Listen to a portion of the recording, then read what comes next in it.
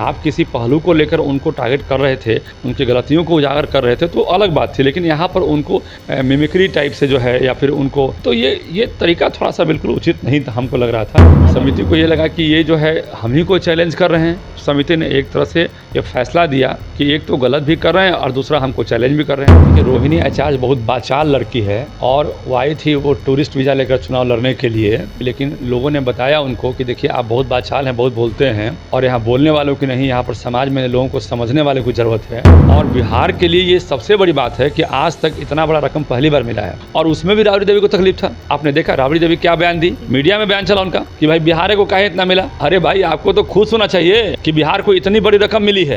देखिए तेजस्वी यादव को शौक है सीएम बनने का और लालू जी को भी शौक है कि हम अपने मरने के पहले एक बार सीएम बना दें उनको, ताकि जो आज तक जो उनके कार्यकाल में घोटाला हुआ है, चाहे जो भी चीज़ें हुई है, उस सब पर पर्दा डाला जा सके।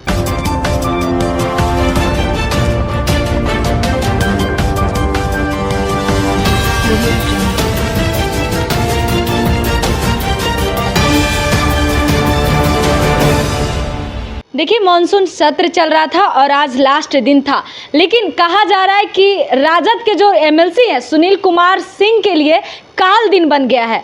और ऐसे में देखिए जो संसद भवन है वहां पर एक दूसरे पर जो है हमलावर नजर आ रहे हैं सभी विपक्ष के लोग। अब चलिए ऐसे में हमारे साथ बातचीत करने के लिए बीजेपी के एमएलसी जीवन कुमार जी हैं। सर, किस तरीके से आपके एक साथी का सदस्यता को रद्द कर दिया गया, कैसे देखते हैं आप? देखिए सुनील सिंह हमारे सदन के साथी थे और आदरणीय मुख्यमंत्री जी पर मिमिक्री करने का उन पर आरोप था और इसके कारण मामला जो है आचार समिति हम लोग का विधान परिषद का है, आचार समिति में गया और आचार समिति में कई राउंड जो है कई राउंड इस पर डिस्कशन हुआ। उनको बुलाया भी गया अपने पक्ष को रखने के लिए, लेकिन जब उनको बुलाया गया अपने पक्ष को रखने के लिए तो उन्होंने पक्ष रखने के बजाय उस समिति को ही चैलेंज कर दिया। समिति के वैधानिक पावर को ही उन्होंने चैलेंज कर दिया कि इसकी वैधानिकता क्या है। और ये सब मामला जब चला तो अंत में समिति को ये लगा कि ये जो है हम ही को चैलेंज कर रहे हैं, हमारे ही ताकत को चैलेंज कर रहे हैं। तो समिति ने एक तरह से ये फैसला दिया कि एक तो गलत भी कर रहे हैं और दूसरा हमको चैलेंज भी कर रहे हैं। जबकि दूसरे वहीं हमारे सदन के साथी कार्य सोएब थे, उन्होंने अपनी गलती को स्वीकारी, माफ़ी मांगा और ये बताया कि भाई हम खेद प्रकट करते हैं कि हमसे गलती हुई है।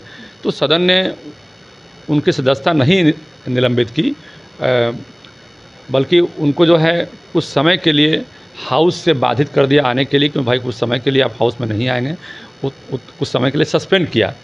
तो ये दोनों में अंतर है, ये इस तरह का मामला चला। सुनील कुमार ने आरोप लगाया सीएम नीतीश कुमार पे कि कार्रवाई होना चाहिए, वो सदन में विपक्ष को बोलने के लिए नहीं देते हैं, दबाया जाता है बातों को। नहीं, ऐसा नहीं है। सदन में विपक्ष तो हमेशा हमलावर रहती है, हम देख रहे हैं कि सदन में विपक्ष हमेशा हमलावर रहती है, लेकिन ऐसी बात पूरे सदन में मेरे कार्यकाल में तो मैंने जितना बार देखा है, सदन में मैं कई बार गया हूँ, लेकिन इस तरह की बातें हमें देखने को नहीं मिला है कि सदन में इस तरह का माहौल है कि नहीं बोलने दिया जाता है। सदन में सब लोग स्वतंत्र हैं बोलने के लिए और सदन के जो हमारे सभापति हैं उनके तरफ से कभी रोक नहीं लगाया जाता है। हमने देखा है कि ऐसा कभी कोई माहौल ही नहीं बना कि विपक्ष को रोकने का प्रयास किया। विपक्ष भरपूर बोलते हैं, अपनी बात को रखते हैं। सदन में आप पढ़ सकते हैं, जो सदन के जो इसके पहले के प्रोसीडिंग्स हैं, आप प्रोसीडिंग्स को देख सकते हैं और प्रोसीडिंग्स में उनकी बातों को रखा गया, उनकी हर बात पर चर्चा की गई नहीं की गई, आप उसको देख सकते हैं। ये कहने की बात आरोप है उनका, वो कह रहे कि मुझे हटाने के लिए प्लानिंग सीएम के आवाज़ से ही नहीं बल्कि नालंदा से भी चल रही थी। देखिए ये प्लानिंग की बात जो कर रहे हैं, कोई भी आदमी जब टारगेट में आता है तो उसको तकलीफ़ होता है और यहाँ पर माननीय मुख्यमंत्री जी टारगेट में आए थे और गलत तरीके से टारगेट में आए थे। आप किसी पहलू को लेकर उनको टारगेट कर रहे थे, उनकी गलतियों को उजागर कर रहे थे तो अलग बात थी, लेकिन यहाँ पर उनको जो है मिमिक्री टाइप से जो है या फिर उनको तो ये तरीका थोड़ा सा बिल्कुल उचित नहीं था, हमको लग रहा था। और इस तरीके के चलते जितने भी सदन के लोग थे वो लोग भी इसमें सेटिस्फाइड नहीं थे और उनको कई बार मौका मिला, लेकिन उन्होंने माफ़ी मांगने के बजाय या सार्वजनिक रूप से खेद प्रकट करने के बजाय या सदन में खेद प्रकट करने के बजाय या आचार समिति के पास जो है खेद प्रकट करने के बजाय उन्होंने सभी को चैलेंज किया। इसके चलते एक कड़ा स्टेप सदन में देखा गया कि सदन में लिया गया। सदन के सभी सदस्यों ने जो लोग थे उन्होंने लिया। रोहिणी आचार्य का एक ट्विटर हैंडल पे बड़ा ज़बरदस्त टिप्पणी किया गया है सम्राट चौधरी को लेकर। आपको हम बता दें कि सिर भी मुड़वाना पड़ा, पगड़ी भी उतारनी पड़ी, अब अध्यक्षता भी गई और हेकड़ी भी गई। बेजुबानी और बड़ेपन का बचा कुचा भी भूत सवार जो है वो भी ख़त्म हो जाएगा।